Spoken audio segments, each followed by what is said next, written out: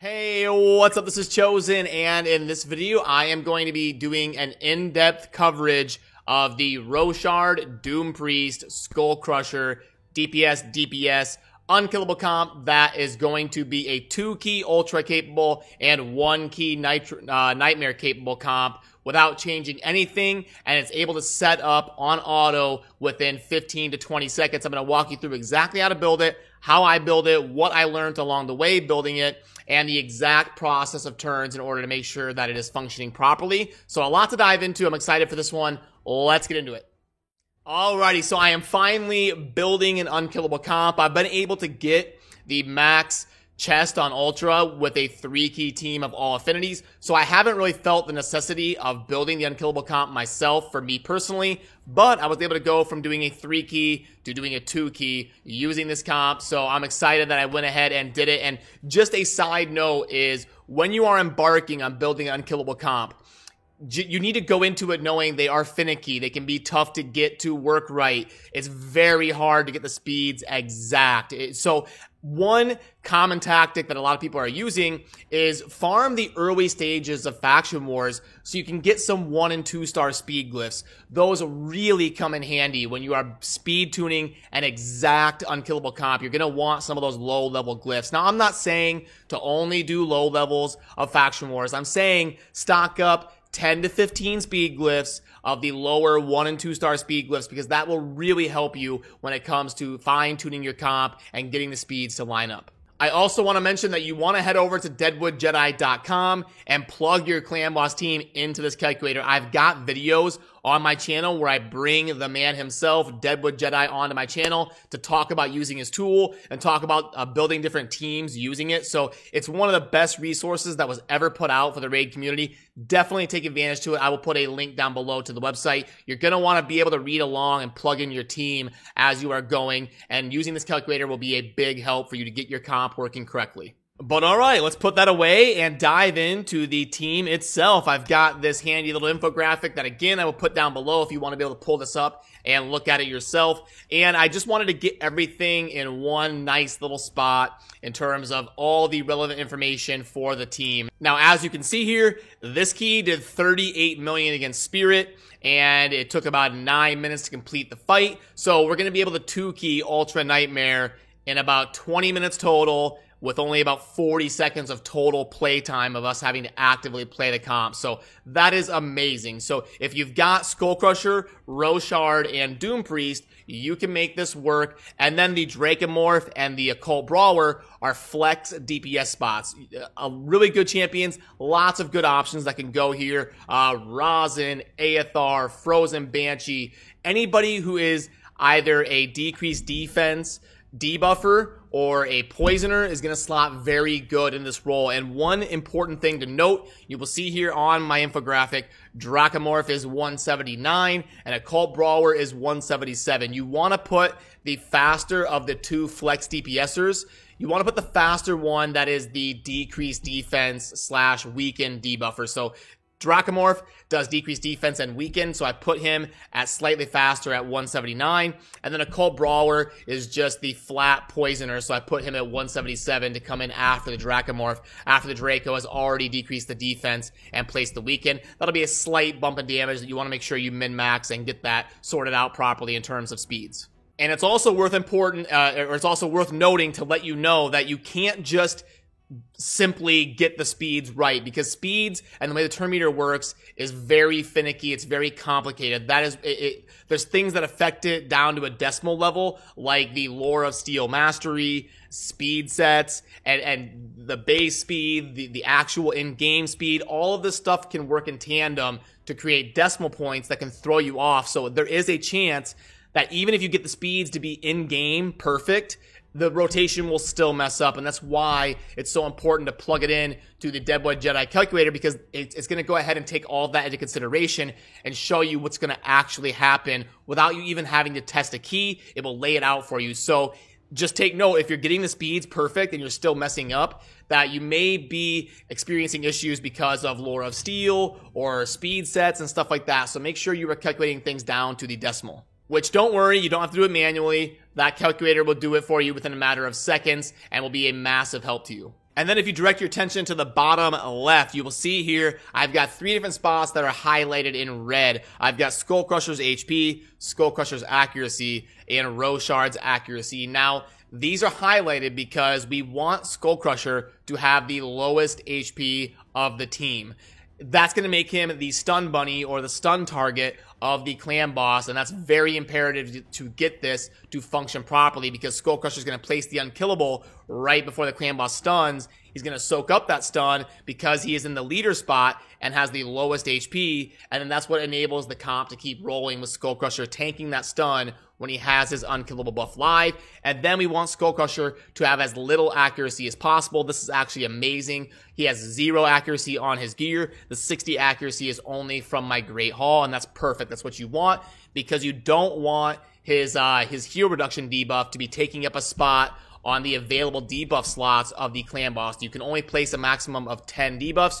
You do not want Skull Crusher taking up one of those spots with heal reduction, because it does nothing. It adds a 0 to your damage. So get Skull Crusher's HP and accuracy low. And I also highlighted Roshard's accuracy in red because you want that to be as low as possible as well. I just set this comp up and got it to be a reliable 2-key. I have not perfectly min-maxed it yet, so an opportunity that I could improve is getting Roshard's accuracy to be a lot lower than the 140 something that you see there. It's really small on my screen. I can't even see exactly what it is, but yeah, I have lots of opportunities to min-max this to get it up over 40 million that I will also talk about in this video. But that is 3 things I wanted to make sure and point out. Skull Crusher's HP, you want that to be the lowest on the team.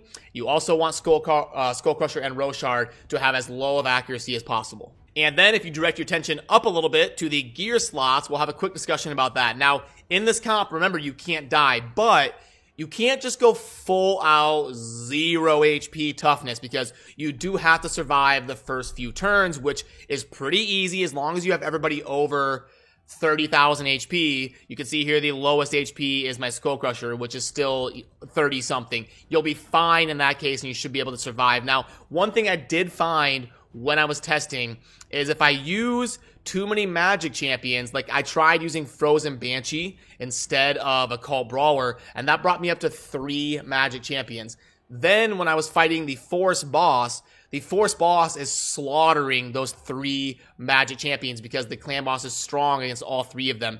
And then when I put an ally protection on my Skull Crusher, he's taking all of those strong hits, and because of his ally protection, he was actually getting mowed over during those first few turns while I was trying to get the comp set up manually. So you do want to be careful of using too many champions of the same affinity if you're going up against an affinity that they will be weak against, because when Skull Crusher places ally protection, it is possible he would get nuked down even if he has 35,000 HP.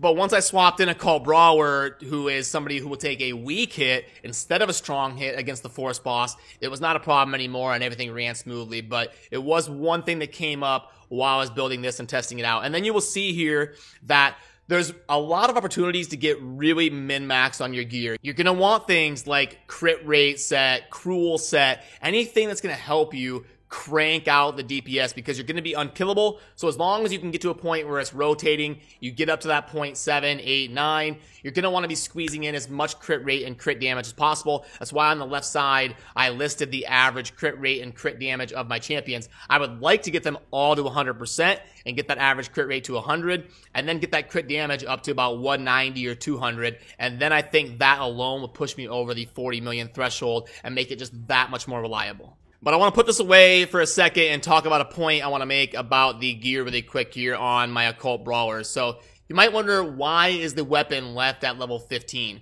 Well, because this piece does not have speed on it yet. So when I unlock another substat, when I hit level 16, there is a possibility that it will hit speed. And if it hits speed, and now I've got to start changing everything around again, because the speed is finely tuned. It's got to be right. So if I take this to 16 and this gives me 5 speed, it just threw off my whole build. I'm gonna have to start swapping pieces around and making things work again. So I took it, I got as much of the attack as possible on the weapon, took it to 15, and then stopped. It's the same reason the helm is at level 12. I don't need more HP on my Occult Brawler. He's way above. He's got 52 2,000 or whatever HP. So he's well above the Skull Crusher, which means the HP is going to do nothing for him. It's just overkill, and it's kind of a wasted silver investment. And then level 16 may hit a speed roll. So there's really no point in me taking this helm from 12 to 16. Now, in a perfect world, I will have a 6-star attack weapon that I can get more of an attack roll to make the multiplier that much better. But I want to wait until I have something ready to go in case this hits speed, something I could slot in right away. So like I said, I built this about 2 or 3 days ago, and over the course of time, these are things I'm going to slowly work on in terms of min-maxing it. And then if I pop over to the Roshard, I want to talk about the masteries really quick. Now, the core 3 of the comp is Roshard, Doom Priest, and Skull Crusher. Now, they can all use the same masteries. It's a pretty simple setup. They're all going to go down and take War Master and have a pretty similar setup on this offense side.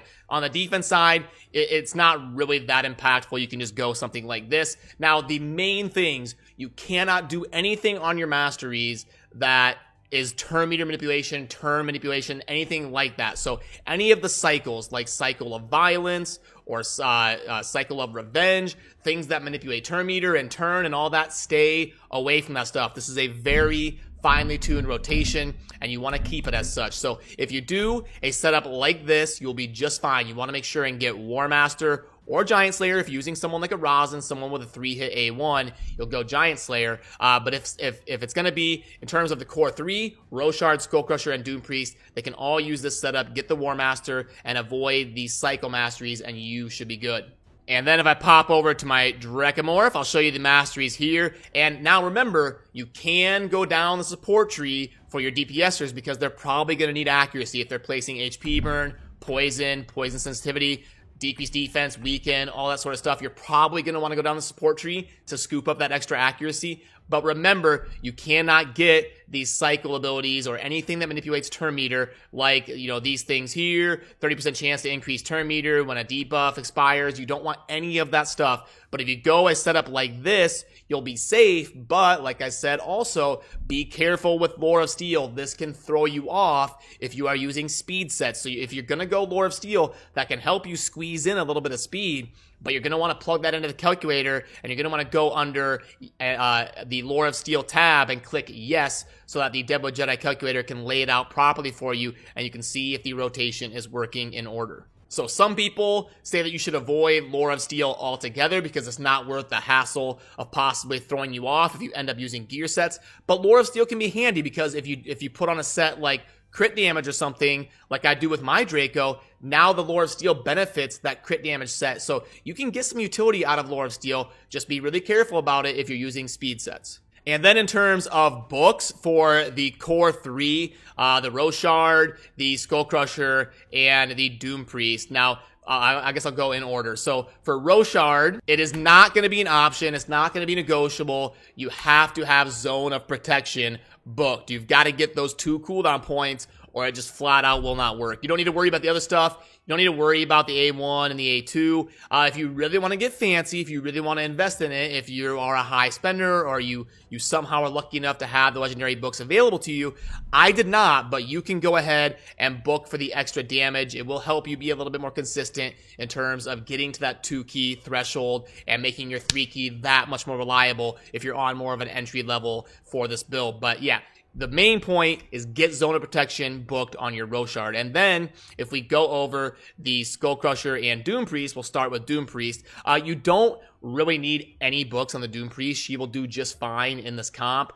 But I recommend at least getting this, because the 50% increase attack is going to make the comp do a lot more damage. That's going to help you out significantly. So it's totally worth an epic book to make sure you get this. And again, you can book her some damage on her A1. These were duplicate champions that I used as a book. I didn't invest the books on it, but yeah. So books, not necessary on the Doom Priest, but they do come in handy and make her shine a lot better. Then for the Skull Crusher, obviously, we have to get the cooldown on Stonewall, or similar to the Roshard, it just flat out will not work. After that, if you want, you can scoop up the damage. Not necessary, but this one is. You have to get this one booked, and you also have to get Roshard's Zone of Protection booked.